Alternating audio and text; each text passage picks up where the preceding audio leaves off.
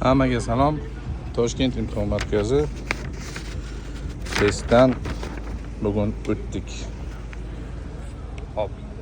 Testni hech kimga $500, $1000 bermasdan o'zim o'z kuchim bilan topshirib oldim. Sizlarga life hack o'rgataman. O'sha telefonda svetoforli rasmi bor ilovani yuklab olasizlar. Yuklab olgandan keyin o'sha ilovada marafon degan qismi bor. Marafonda 1100 nechtadir savol bor. O'shani ishlaysizlar. To'xtamasdan. Boshidan boshlash kerak emas. To'xtamasdan ishlaysizlar va ishlab bo'lganda farqi yo'q. Nechta xato qilasizlar, nechta to'g'ri ishlaysizlar. Boshidan keyin yana bir marta qayta ishlaysizlar. 2 marta o'sha marafonni o'tsanglar, 3-martasiga 20 talik nastoящий ekzamen degan qismi bor.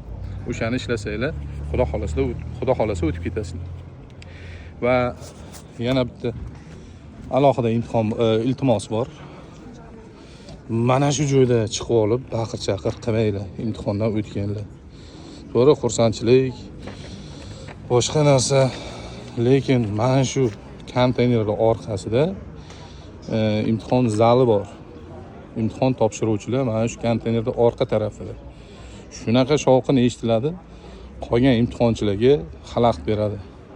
Iltimos, shu qolganlarni ham uylaylik, bir-birimizga hurmat yo'laylik. Hammaga xayr.